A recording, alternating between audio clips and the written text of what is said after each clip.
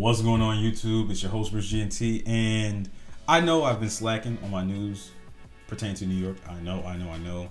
Just took a little bit of a break, and don't get me wrong, I've been paying attention to what's going on. So, especially when it comes to the y'all mayoral race up there, I've been paying attention. I've been doing my research, trying to make sure that when I open my mouth and say what I gotta say, I'm coming from a place of knowledge. You know, I'm not just saying ignorant shit. So, without further ado, we're gonna jump right back into it. Let's go. We continue following breaking news this morning on 12. News 12's Brittany Cadet is back at the scene of a deadly shooting where police have now arrested 4 people after multiple people were shot at a Baychester park over the weekend. Let's get right to the latest details. Brittany, what are you learning there now? Yeah, Noel, good morning. This is just another step in this investigation after that violent weekend here in Baychester. Police say they have 4 men in custody, 2 of them minors, and the youngest, 16 years old, facing a slew of charges. Now, police have not yet released the name of the 2 teens since they are minors, but we know one is 16, the other 17, and both are facing a number of charges, including murder, gang assault, and criminal possession of a weapon. The other 2 behind bars, 20-year-old David Reyes and 25-year-old Robert Royal. They're also charged with murder, attempted murder, and criminal possession of a weapon. Reyes also faces a gang assault charge.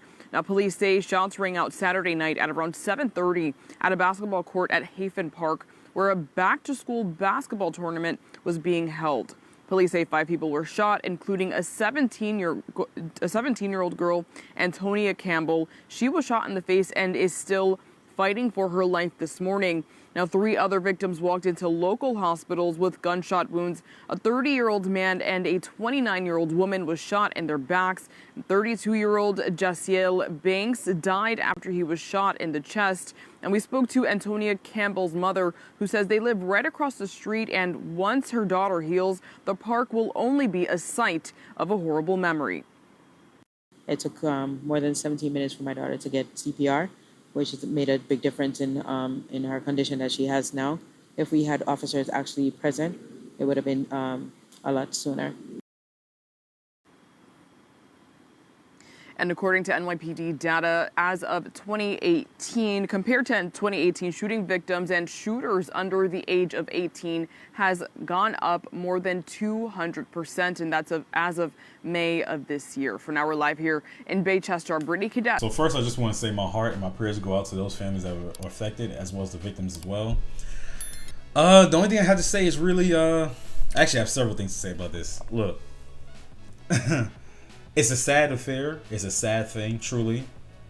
But this is what happens when we live in environments and then we talk shit and complain about police officers and make it seem that all of them are the problem.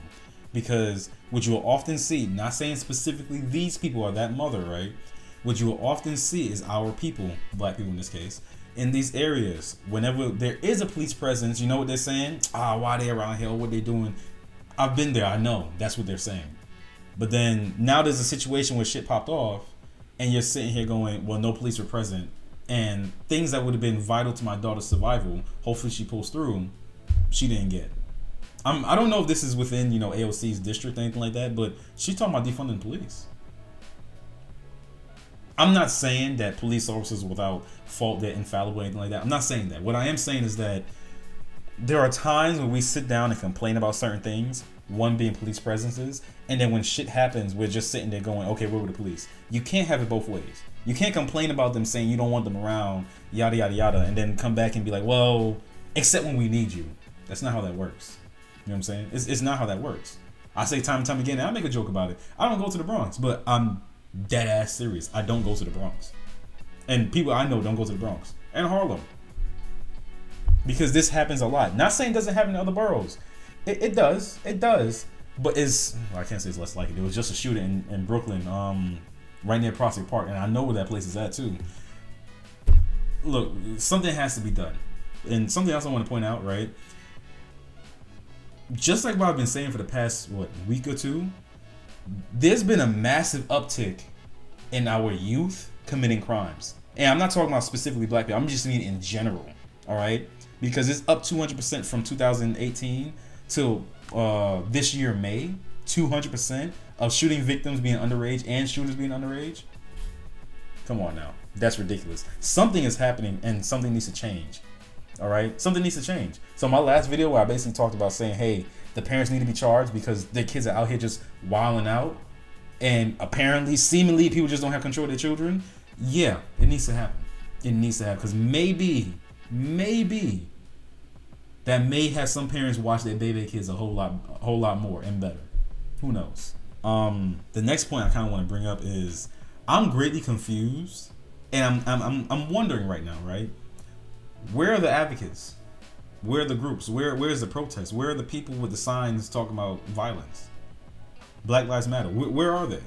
Because, and I'm gonna bring it to another level. And the reason why is because I see this time and time again in these neighborhoods that I grew up in and I was around, and we see no outcry from the community because it's an everyday occurrence. We see no outcry from people that are advocates and, you know, thought leaders within the community talking about how we need to stop this, even though they've been saying it for the past 10, 20 years or so. But we don't see any of that. But God forbid, right? Let's just say this was a white person or a white cop or whatever have you. They would have been out there in a flash. But when it's our own people, silent. Nothing. I understand the whole tagline. I understand what Black Lives Matter mean. No one's saying that it matters more because there was ignorant people out there that's like, they're trying to say only their lives matter. No, you dummy. Sit there and read in between the lines. There's context clues. They're trying to say that their lives matter just as much. But be that as it may, I remember when it first came out in 2016. I remember exactly where I was. I was in 29 Palms. I was sitting in the Littleton Chow Hall, right? If you know, you know.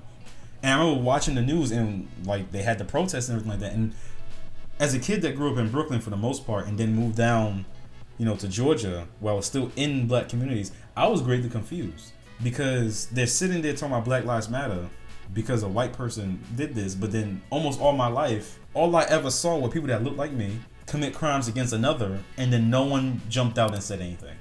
No one was talking about, oh, Black Lives. No one did any of that.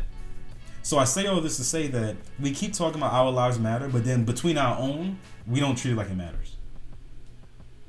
We don't. We truly don't. That's why when I see these things and these protests and these people talking about, oh, X, Y, and Z, oh, you're treating people poorly, oh, you're treating black and brown people of color, you know, poorly and everything like that. I'm just sitting there like, you're performative. Because in the times where it matters, right, you're silent. I don't see you. I don't hear you, and I'm not feeling any of that. I don't. So from 2016 till now, I'm still confused, and I want to know, what are the rules? Do we only care when it's someone that doesn't like us that's committing the crimes, or do we care overall in general? Because it seems like the former. That's what it feels like to me. I see this time and time again. Like, look at what happened in Brooklyn. Yet again, no one's jumping out saying anything. I thought Black Lives Matter. Apparently not.